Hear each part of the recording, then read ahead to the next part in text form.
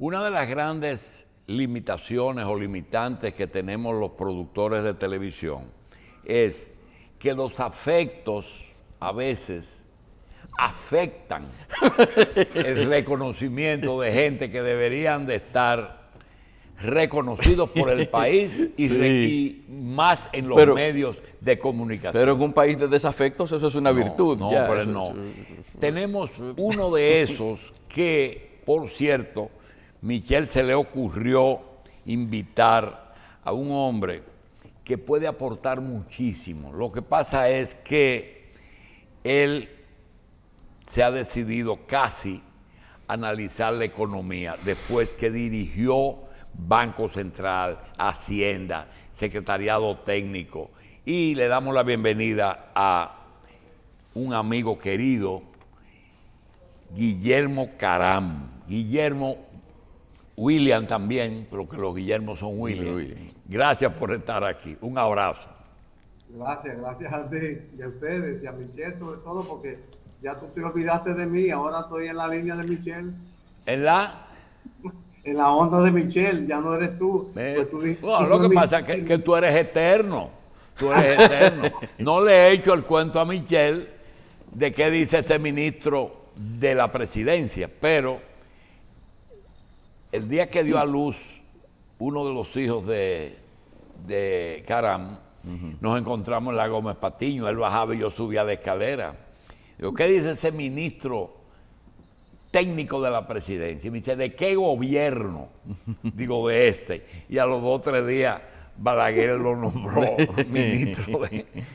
Realmente tú me dijiste de cualquiera. De cualquiera. Pero realmente,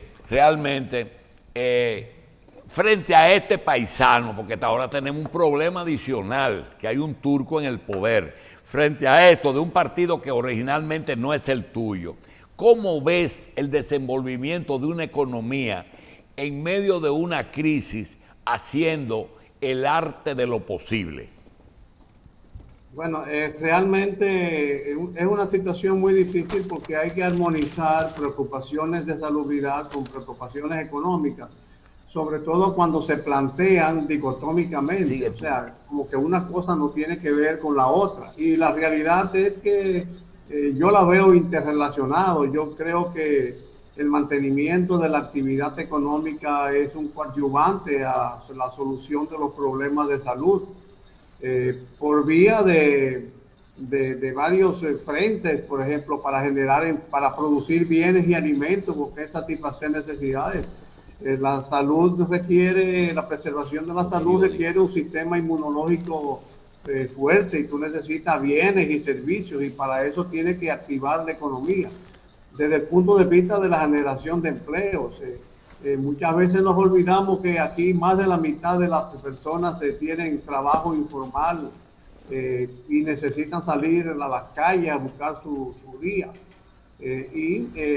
Si la economía está paralizada, no van a tener con qué generar ingresos y comprar esos bienes y servicios para satisfacer necesidades y para comprar la comida que necesitan cada día. Y muchas personas quieren sobrecargar al fisco de esa responsabilidad, que es lo que de cierta forma hasta ahora se ha venido concibiendo con los programas sociales. Pero eso no es ilimitada ni es infinita. La capacidad de atención del gobierno tiene un límite, porque de lo contrario, si no se toman las precauciones del lugar, tarde o temprano nos van a castigar situaciones de devaluación e inflación que terminan igualmente perjudicando al pueblo. Y por el lado de la salud, yo entiendo que muchas veces se ha querido culpar a la economía de lo que es producto de otras debilidades de nuestro sistema de vida. Muchas veces oigo que la reapertura económica ocasiona aumento de contagios. Yo creo que hay otros factores que son los que aumentan los contagios: la imprudencia social, las disposiciones mal concebidas, peor implementadas, el ejemplo de las autoridades mismas, de los responsables. En fin, yo creo que lo importante es que se sepa armonizar ambas cosas, que nos convenzamos de que no podemos prescindir del funcionamiento económico y que si bien tenemos una pandemia social que hoy en día nos está afectando, tenemos que tener mucho cuidado, no vayamos a generar una pandemia económica que pueda tener efectos mayores que lo que estamos observando en el día de hoy. Cuando uno ve las noticias internacionales y la gran cantidad de eventos económicos lo que han hecho los países durante este tema de la pandemia, leíamos que la deuda promedio de los países anda por encima del 100% del Producto Interno Bruto, 123%, 115%, creo que en República Dominicana estamos por el 75% del Producto Interno Bruto, y a uno le preocupa realmente el endeudamiento porque sabemos que estas deudas algún día tendremos que pagarlas y de alguna forma. También, licenciado, uno puede percibir que se han tomado medidas. Bueno, un país, aunque tiene 70% de endeudamiento del Producto Interno Bruto, pero han bajado las tasas de interés y a lo mejor el flujo, estos préstamos por motivo de la pandemia ahora son a unas tasas que permite tú deber el doble pagando lo mismo, o sea, haciendo las mismas erogaciones mensuales.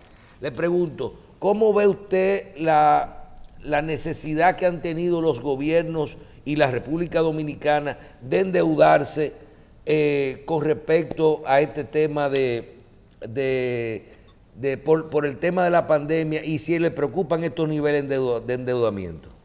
Bueno, preocupan, aunque menos en las circunstancias internacionales que estamos viviendo, porque no es solamente República Dominicana que está afectada por la pandemia y por la situación económica, es el mundo entero. Preocupa, es algo a tomar en cuenta. Siempre he sido un propiciador como reformista que soy del comedimiento interno en el tema del endeudamiento, pero indudablemente en el presente momento eso no constituye la prioridad mayor. La prioridad mayor es reactivar la economía y atender la salubridad. Entonces, en ese contexto, yo entiendo que hay como una licencia para flexibilizar el endeudamiento, pero sin descuidarnos, porque la pandemia va a pasar y va a llegar un momento en que los acreedores que hoy están ablandándose, hoy quizás no tengan, como tú dices, están bajando las tasas de interés, están ofreciendo dinero, pero va a llegar un momento en que van a recuperar y entonces vamos a tener las exigencias y las calamidades pueden ser mayores. Yo creo que filosóficamente también hay que pensar que si esta pandemia tiene un origen externo, de ese origen externo tienen que provenir los recursos para enfrentarlo. O sea que hay como una especie de licencia temporal para poder seguir recurriendo a fuentes de financiamiento y como ante la falta de una disciplina fiscal que nos permita tener un ahorro interno desde hace años, porque ciertamente diría yo que en todos los años del presente siglo nos hemos caracterizado por una indisciplina fiscal que ha impedido que tengamos reservas presupuestarias para enfrentar calamidades como esta. Ante esa falta, bueno, indudablemente tú tienes obligado que recurrir al ahorro externo, al financiamiento externo, pero hagámoslo como una situación crítica de coyuntura. No nos acostumbremos más de la cuenta a esa recurrencia y tratemos de invertir adecuadamente esos recursos para que puedan producir los beneficios necesarios en el término de la salud y en el término en el sector salud y en la economía. Cuando hacíamos nuestro comentario decíamos, no solo hablábamos de esa licencia que usted hace referencia en este momento, que es en el contexto de la pandemia, hay licencia para todo y para tomar medidas extraordinarias. Se está hablando de la necesidad de aprovechar este momento y de no darle más larga para comenzar a discutir de una forma clara y rápido una reforma fiscal, un pacto fiscal para poder tener listos los ajustes necesarios que necesita nuestra economía para el futuro. ¿Qué usted opina de esto en este momento? Totalmente de acuerdo, y me alegro que el gobierno haya cambiado su posición original con relación al tema de la reforma fiscal, porque en los primeros momentos de los primeros días del ejercicio gubernamental hubo funcionarios que dijeron que las condiciones no estaban dadas para una reforma fiscal por la crisis sanitaria. Yo sostenía que al contrario, porque hay una crisis que tenemos que abordar, una crisis sanitaria y económica que tenemos que abordar una reforma fiscal, pero tiene que ser una reforma fiscal bien concebida. Lo primero que hay que borrar el concepto de que reforma fiscal es simplemente aumentar impuestos, no. La reforma fiscal tiene que abordar dos componentes fundamentales: el gasto público, la reforma del gasto público para priorizar y mejorar el gasto, y segundo, en el área tributaria, para simplificar el sistema tributario, incluyendo la reducción de impuestos. Porque yo creo que parte de los problemas laborales, económicos y fiscales que tiene el país están inducidos por un sistema tributario excesivamente complicado, con tasas muy elevadas y muchos impuestos que obligan al agente económico a tener que, si lo quiere cumplir, a tener que dedicarle sus energías empresariales al tema de la tributación, o que es lo que han optado la mayoría de los emprendedores, informalizarse.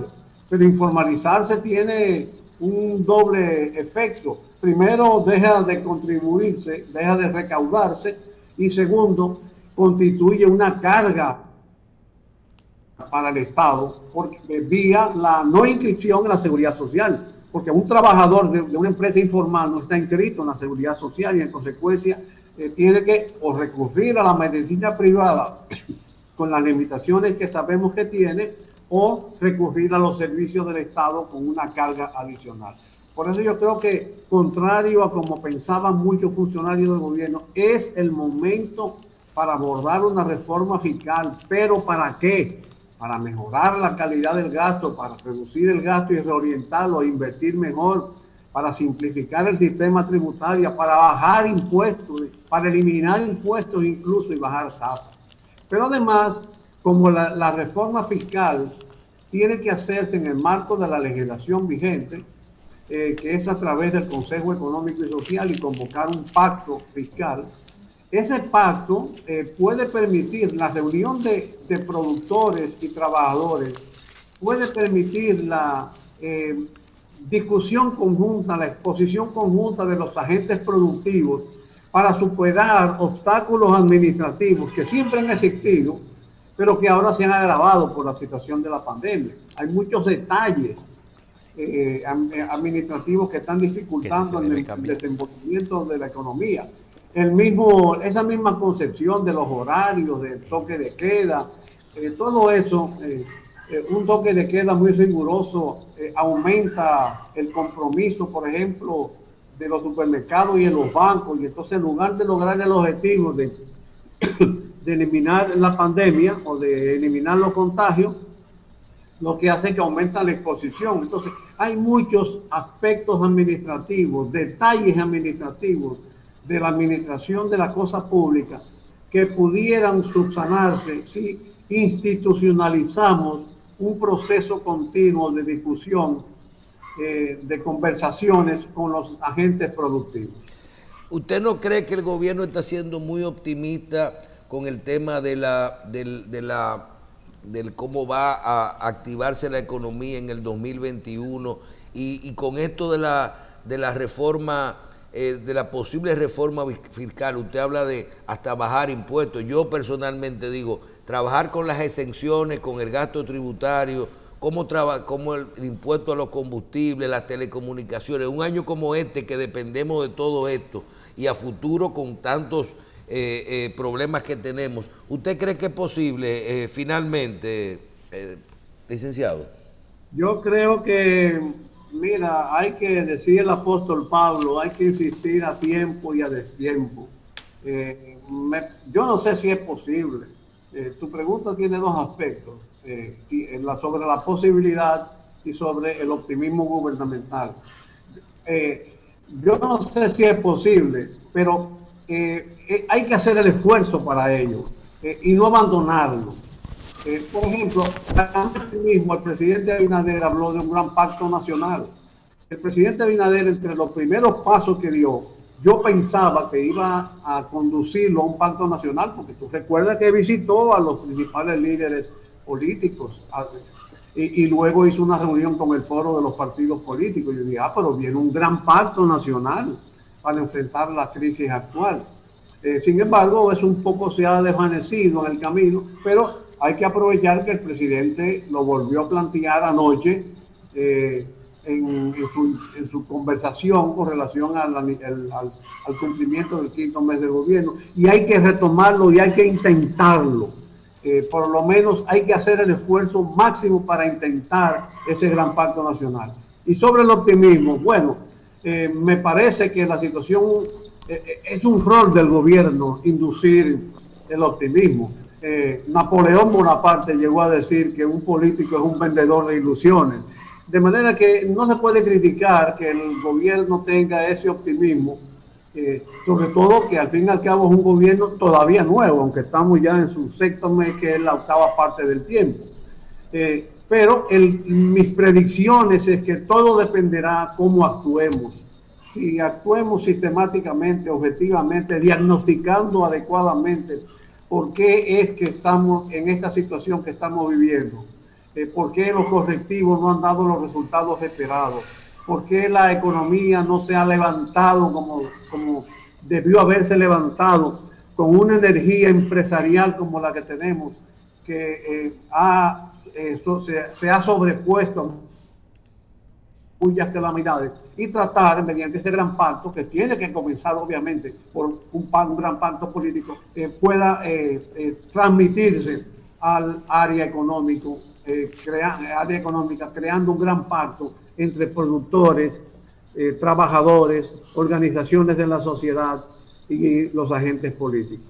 Bien, agradecemos a Guillermo Caram, economista, exgobernador del Banco Central de República Dominicana, que nos acompañara en el día de hoy. Muchísimas gracias por su participación y esperamos en estos días a ver si coordinamos una nueva entrevista y podemos tocar otros temas ya con un poquito más de detalle, como algunos temas del sector eléctrico, que vi algunas nuevas novedades en este sentido. Muchísimas gracias, licenciado. Todo eso en el aire y me gustaría opinar. Bien. Pausa.